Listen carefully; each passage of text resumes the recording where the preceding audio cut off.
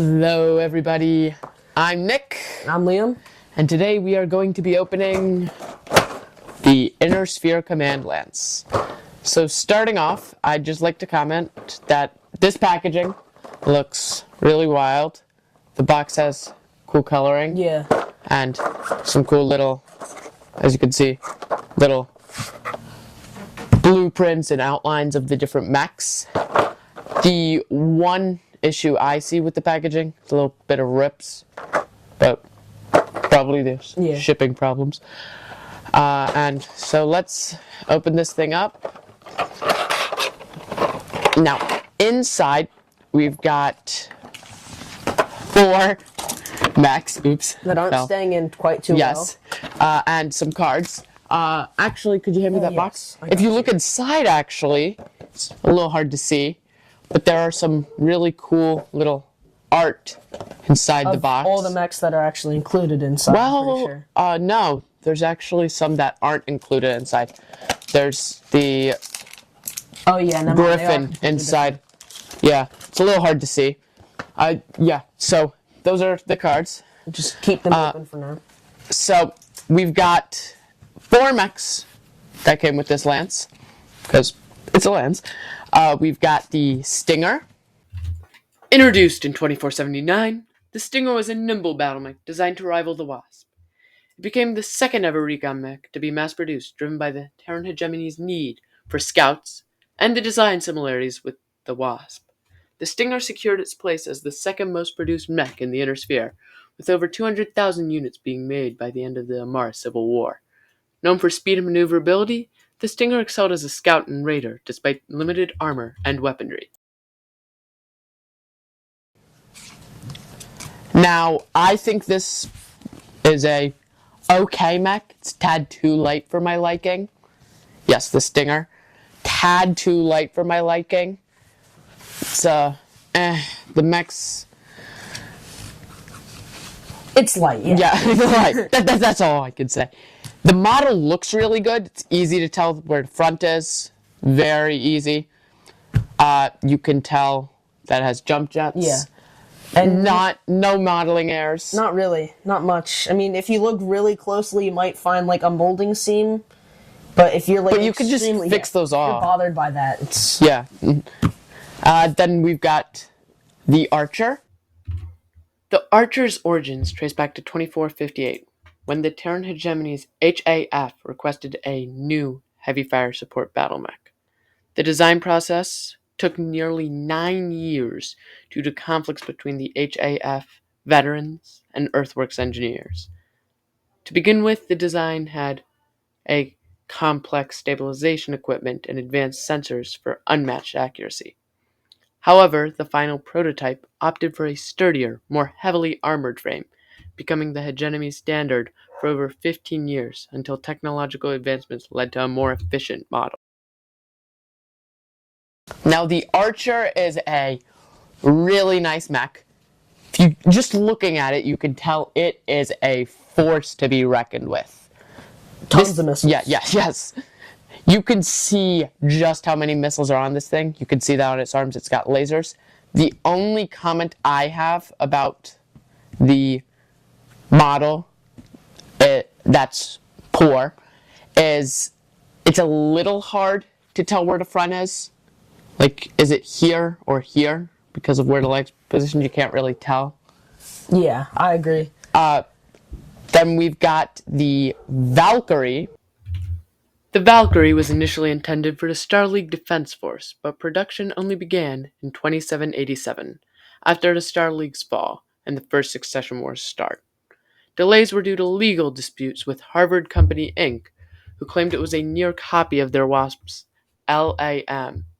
As a result, and because the only Valkyrie factory was on New Avalon, the Federated Suns were the primary users.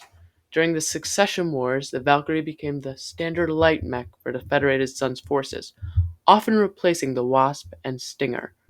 Despite not being as fast, it had comparable jump capability, heavier armor, and longer-range weapons, earning a reputation for tenacity in battle. Another light mech, Very light tiny bit, I think it's actually roughly the same weight as the Stinger. So I thought you were talking about size. Oh yeah, relatively the same. Yeah, they're basically the same size. This mech is also a okay mech. I've never used it. I can't really comment on it. Never used one. Never fought against one. Nice model. You can tell where the front is. You can once again no modeling errors. Mech. And then we have my favorite out of all these, the Marauder. The Marauder, built by General Motors in 2612, was designed as an attack and direct fire support battle mech. Intended to lead a new generation of mechs, its full potential was never realized due to the fall of the Star League. Nonetheless, the Marauder remained a formidable force, outclassed only by larger machines like the Stalker and Battlemaster. You can just feel the heavy weaponry just looking at it. You can feel that it is just terrifying to encounter one of these. And it is huge. The only issue I have with it is we'll use a little map piece for showing. If we put this in one square and then put another heavy mech in front of it, they both can't fit in their squares. The Marauder will push the other forward. Same if you try to put one directly diagonal. It's very just cluttered. Yes, it's not good if you're trying to put another mech near it. That's my only comment about the model. That's bad. All of these mechs have they're all really good. Yes, very, very common, very basic. Scale-wise, we've got, to show scale, a Locust. And an Atlas. Yep. 20 tons, 100 tons. Showing the Stinger first. You can tell you're barely taller than a Locust. Yeah, very small. Very small compared to Atlas. Not small. Small compared to an Atlas. Yeah, relative. In relativity, yes. And then we've got the Valkyrie, which is the same, once again. Roughly the same. Not much difference scale-wise. Then we've got the Marauder. And like I've said earlier, it's a little bit frustrating to put a bigger mech near it. But you can tell it's actually almost as tall as an Atlas. Like, it's up to the shoulder if you look at the gun. And to me, it just looks like a bigger version of the Locust. It kind of does. A beefier version. Beefier, better version. And then we've got the Archer. Once again, big. Not huge roughly up to the shoulder. Medium height.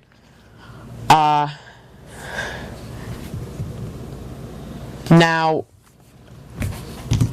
you want to go through some of the cards? Yeah, I think we should get through the cards. First of all, we just have all of the actual cards with the Stinger, the Marauder, Archer, and the Valkyrie, and they all have 2 sides, like that. Yes, variants. Yeah, different variants. So that's important and nice. And then character cards. Yeah, character cards, which from past experience are probably going to be bad from opening or seeing different packs and cards. From pronunciation, yep. Pronunciation. So I'm going to start off. We've got Cranston Snord, a captain with the mercenary company of Snord's Irregulars, who pilots an Archer. Then we've got Evelyn Panfili, a colonel of House Merrick in the 11th Atrian Dragoons, also an Archer. Abdul Hamad, a subaltern in House Davion, NAIS training cadre in a Valkyrie, and then yeah, I'll do that one. That one's actually really tough. Oh gosh. Thaneth The Nagak Vu. Yes. Unique name. He's a mech warrior from the St. Ives Compact, 1st St. Ives Lancers, also in a Valkyrie. And who are the 2 you have? I got Missy Ravenwood, who is a lieutenant of House Davion, and her unit is the 2nd CD Hussars. And what mech is that? And the Marauder. And then the other Marauder pilot is Caden Brandit, who's a captain of House Liao in Chesterton Reserves. who also obviously pilots the Marauder. And then we got Remy Long, a lieutenant senior grade in House Merrick, and he is in the 13th Merrick Militia and pilots a Stinger. And then Joelle Williams. Is that Joelle or Jolie? It's Joelle. She is a captain, a mercenary, and is in the Smithson's Chinese Bandits, and obviously also operates a Stinger. So, these mechs, like we've stated earlier, all very common. The box, really nice. The modeling. Yeah, good. Yeah, good. I'd recommend this for starters. Just because it has a nice variety of common mechs.